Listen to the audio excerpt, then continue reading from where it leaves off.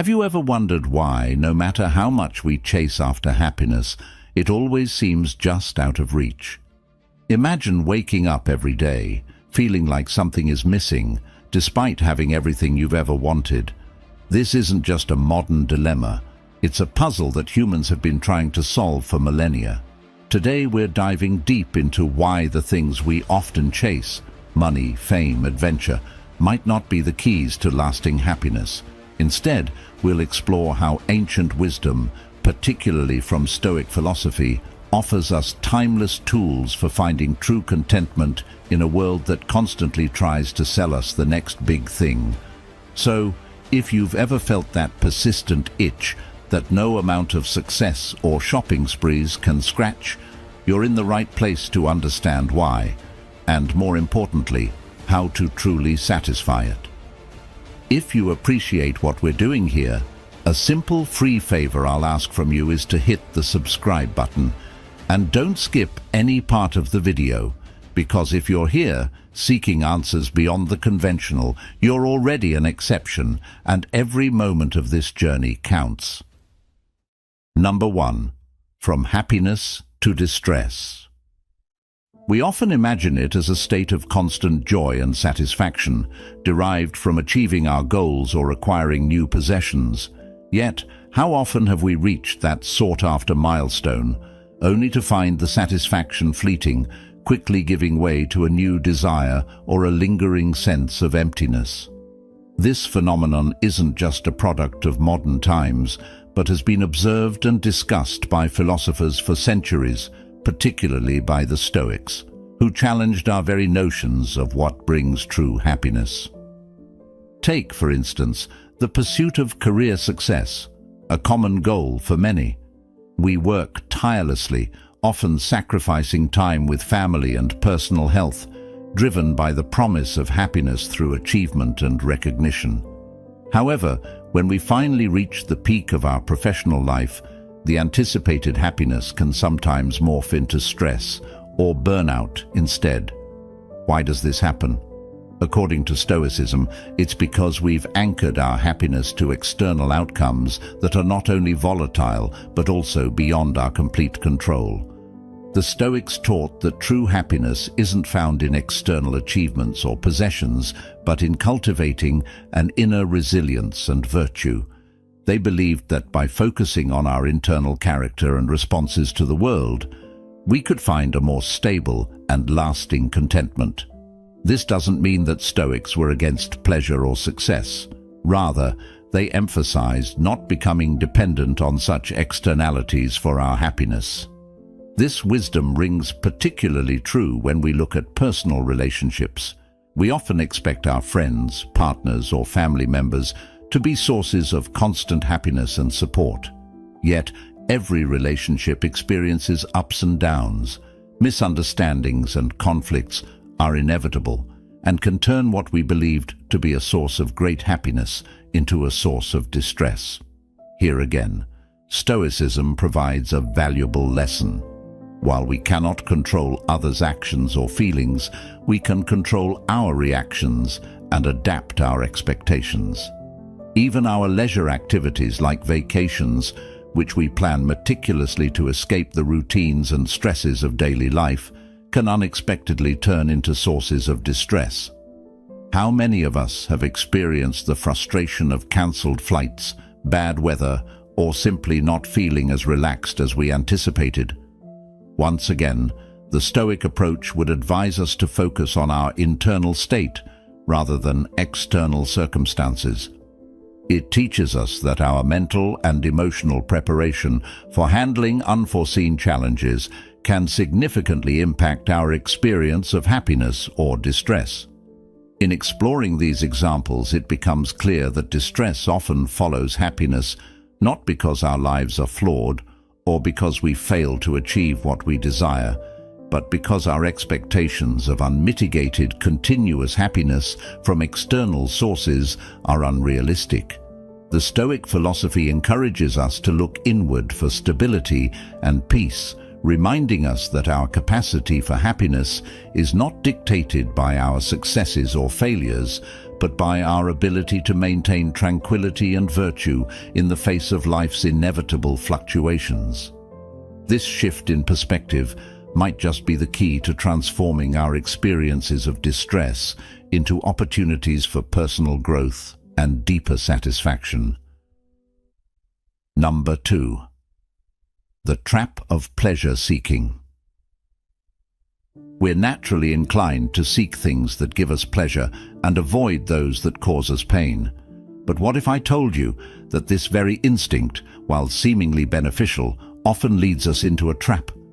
A trap where the more we chase pleasure, the more elusive it becomes.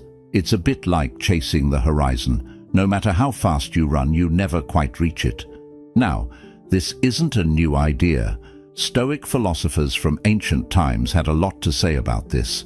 They warned us about the dangers of placing our happiness in the hands of fleeting pleasures. According to Stoicism, true happiness doesn't come from external sources like wealth, success, or sensory indulgence. These things can be taken away, can't they? Instead, happiness comes from something much more stable and within your control, your own virtuous behavior and inner resilience. Stoic philosophers like Marcus Aurelius, Seneca, and Epictetus focused less on seeking pleasure and more on developing virtue and maintaining inner peace. They believed that by controlling our responses to the world around us, we could achieve true happiness. For instance, Marcus Aurelius wrote, "The happiness of your life depends upon the quality of your thoughts." This highlights the Stoic belief that our internal mindset, rather than external circumstances, governs our well-being. Imagine you're at a lavish buffet with every kind of food you love. The initial reaction is to indulge, right? But if we give in to every impulse to eat whatever we want, we soon face the consequences, discomfort, and perhaps even health issues. The Stoics likened this to other pleasures in life. Indulgence might offer temporary satisfaction, but it often leads to long-term problems when not managed wisely. This is where the concept of moderation comes in, a key Stoic value. And let's dive deeper into something more contemporary, like social media. It's designed to be pleasurable, to give us quick hits of dopamine with likes, shares, and comments. But as many of us know, too much time on social media can turn into a source of anxiety and dissatisfaction. We start comparing ourselves to others, and what was once a source of pleasure becomes a source of stress. Again, the Stoics would point out that we've allowed external things, digital thumbs up and pixelated hearts, to dictate our well-being. Now, why is it important to recognize this trap? Because understanding it is the first step toward escaping it. Stoicism teaches us to develop self-awareness and control over our desires. By recognizing the fleeting nature of pleasure, we can start to detach our happiness from it. We can enjoy things, sure, but we do so without becoming dependent on them. We learn to find joy in the process and in the present moment, rather than in the outcome. Stoicism doesn't just ask us to restrain ourselves for no good reason. It's about focusing our efforts on what truly enriches our lives, relationships, personal growth, and contributing to our community. These sources of satisfaction are not only more enduring, but are also largely within our control. They are less likely to lead us into the trap of always wanting more and never feeling fulfilled. It's crucial to be mindful of the trap of pleasure seeking. It's about balancing our pursuit of pleasure with wisdom and moderation. By anchoring our lives in Stoic principles, we can navigate the sea of desires without getting lost in the pursuit of fleeting pleasures, and instead find a deeper, more meaningful kind of happiness. Number 3. Unreliable happiness. It's quite fascinating how often we believe that certain achievements or possessions will bring us lasting happiness. We think, if only I could have that new car, that job promotion, or that house, then I'd be truly happy. But how often does this turn out to be true? Time and again, we find that the happiness these things bring is fleeting, and soon we're setting our sights on the next big thing. This cycle of expectation and disappointment is a classic example of what's known in psychological terms as unreliable happiness. The concept of unreliable happiness isn't new. Stoic philosophers like Seneca and Epictetus have long cautioned against relying on external circumstances for our happiness. Seneca wrote, "If you seek tranquility, do less." Or, more accurately, do what's essential, what the logos of a social being requires, and in the requisite way, which brings a double satisfaction, to do less, better.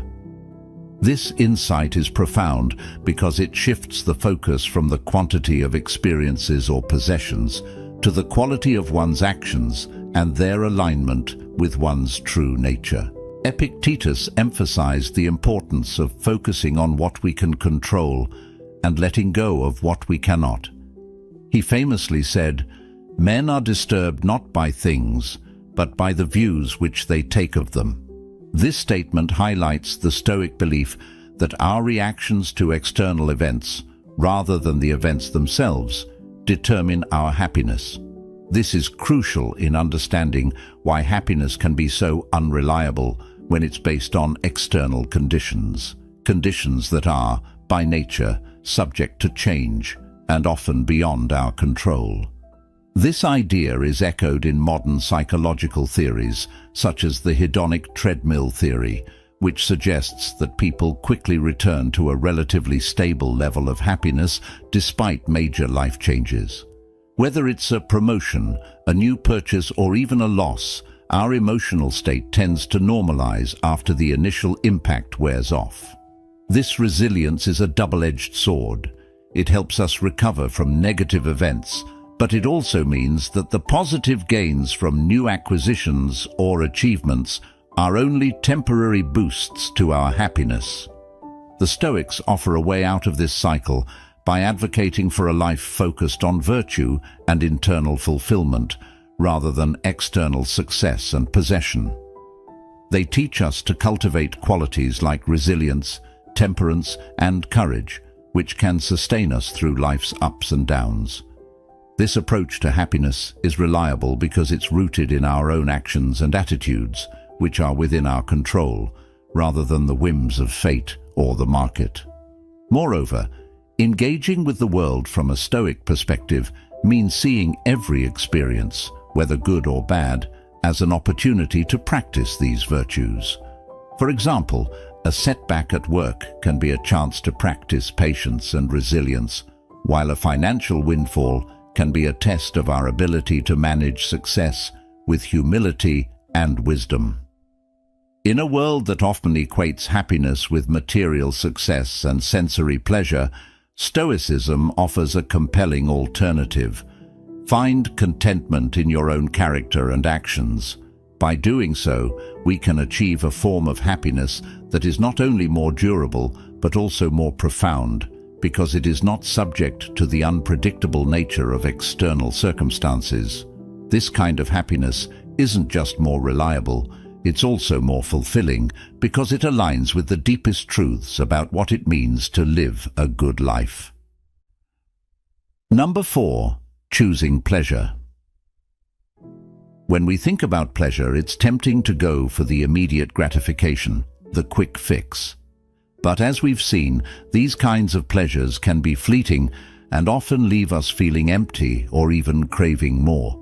This is where Stoic wisdom comes in handy. The Stoics teach us that not all pleasures are created equal, and that making deliberate choices about the pleasures we pursue can lead to greater and more lasting satisfaction. First, let's consider what kind of pleasures there are. There's sensory pleasure, like eating a delicious meal or enjoying a warm, sunny day. Then there are deeper, more intellectual pleasures, like reading a good book or engaging in meaningful conversation. The Stoics didn't denounce pleasure outright. Rather, they advised us to focus on those pleasures that support our personal growth and align with our values. Marcus Aurelius, a Roman emperor and Stoic philosopher, counseled moderation and vigilance with pleasure, not letting it become the master of one's actions. When choosing pleasures, it's essential to ask ourselves, does this pleasure contribute to my well-being? Will it benefit me in the long run, or is it just a momentary delight? Pleasures that align with our personal growth and long-term goals tend to be more fulfilling. For example, the pleasure derived from completing a challenging workout isn't just about the endorphins. It's also about knowing that you're doing something good for your health and resilience. But how do we make these choices? It begins with self-awareness. Understanding what truly makes us happy beyond societal expectations or superficial desires is crucial. This is where Stoicism provides a helpful perspective. By focusing on our inner lives and cultivating virtues such as wisdom and self-control, we can better navigate the landscape of pleasure. Seneca, another Stoic philosopher, wrote extensively about the importance of aligning pleasure with nature, that is, understanding what is naturally good for us as rational and social beings, and acting accordingly. Moreover, choosing pleasures wisely also means being mindful of the potential consequences of our choices. Every decision to pursue a pleasure can have repercussions, some more serious than others. Engaging in excessive leisure, for instance, might detract from time that could be spent on more fulfilling or necessary tasks. Here, the Stoic practice of reflection is beneficial. Reflecting on our day and the choices we made can help us understand our motivations and prepare us better for future decisions. In our pursuit of pleasure, it's also beneficial to consider the impact of our choices on others. Stoicism teaches the value of community and the interconnectedness of our actions. Choosing pleasures that also benefit others, or at least do not harm them, is a way to enhance our own lives and contribute to the greater good. The art of choosing pleasure is about finding balance. It's about recognizing that while pleasure is a natural and important part of life, it should not be the sole focus. By integrating Stoic principles into our decision-making, we can pursue pleasures that are not only enjoyable, but also enriching.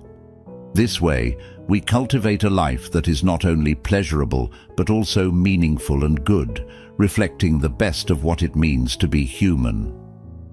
As we continue on our paths, remember, true happiness is a journey inward, not a pursuit outward. Thank you for joining me today on Stoic Journal.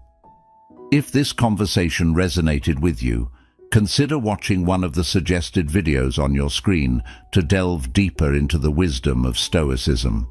Thank you for being part of this thoughtful community. Until next time, seek within.